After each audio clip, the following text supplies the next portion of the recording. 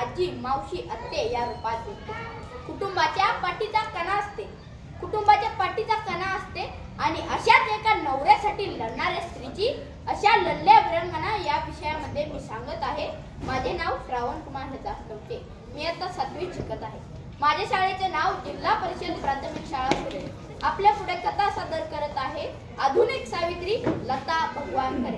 परिस्थिती कशी असू द्या, परिस्थिती कशी असू द्या, काही माणसं परिस्थितीत बदलतात आणि काही माणसं अशी असतात ना ती परिस्थितीलाच बदलून टाकतात. अवघं 65 वर्षांचं एका ठिकाणी वर्णन ऐकले ना. ती कहाणी ऐकल्यानंतर, ती सत्य घटना ऐकल्यानंतर कुठेतरी मनाला वाटलं लता भगवानकर म्हणून 65 वर्षांची स्त्री. वर्णन कित्येकांच्या कानावर देखील आले असेल. पतीचे आजारपण, 3 लेकी होत्या, 3 लेकींची लग्न झाली.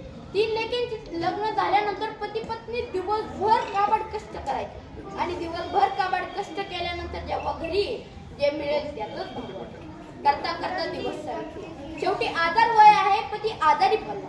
पती आजारी पडल्यानंतर पत्नीने जवळच्या सरकारी दवाखान्यात नेलं. सरकारी दवाखान्यात नेल्यानंतर काहीच होईना, इलाज उपचार काहीच होईना.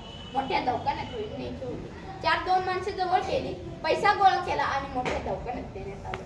मोठ्या दवाखान्यात नेल्यानंतर काही चाचण्या तपासण्या करायच्या होत्या. चाचण्या तपासण्या करायच्या म्हटल्यावर आणखी जास्त पैसा हवा. कुठून तरी आणखी जास्त पैसा गोळा केला आणि चाचण्या तपासण्या केल्या. आता डोक्यावर कर्ज निर्माण झालं.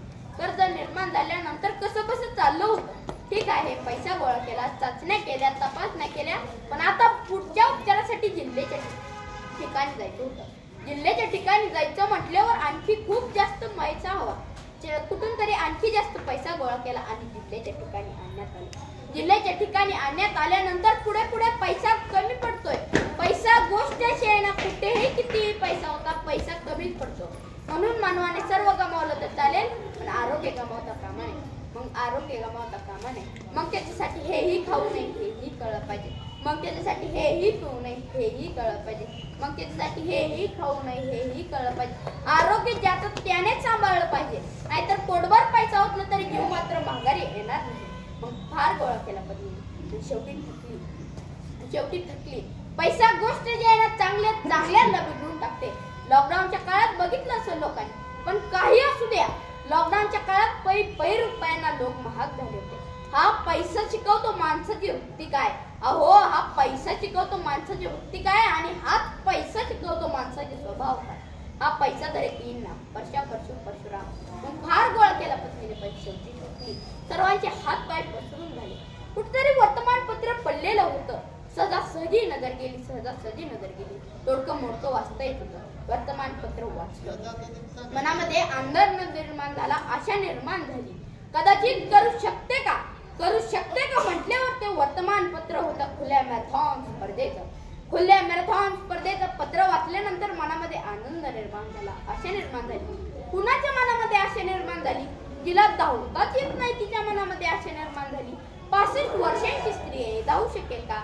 कितपत धावेल? पण त्या पतीच्या दवाखान्याच्या पैशाकरता धावण्याकरता तयार झाली आणि कसं वर्तमानपत्र पूर्ण वाचल्यानंतर थेट मैदान गाठलं.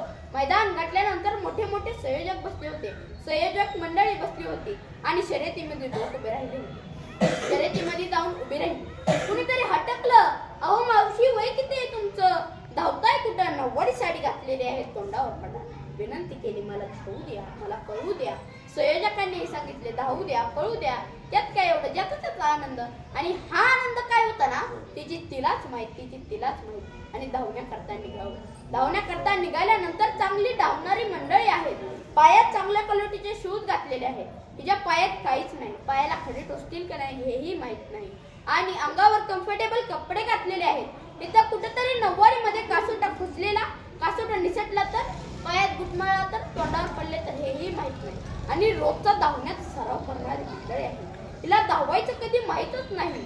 आणि अशांच्या स्पर्धेमध्ये ती जाऊन उभी राहिल्यानंतर आता स्पर्धेला सुरुवात झाल्यानंतर धावतायत, प्रचंड वेगाने धावतायत. ही धावते. कुणाच्या चांगल्या क्वालिटीचे शूज दिसत नाही, कुणाचे कम्फर्टेबल कपडे दिसत नाही, आपली साडी आहे की नाही हेही माहित नाही. पायाला खडे टोचतायत, रक्त निघतंय, रक्त बंबाळ होतंय. पण मला धावायचंय, मला पहिले यायचंय, मला माझ्या नवऱ्याच्या दवाखान्याकरता पैसे गोळा करायचे.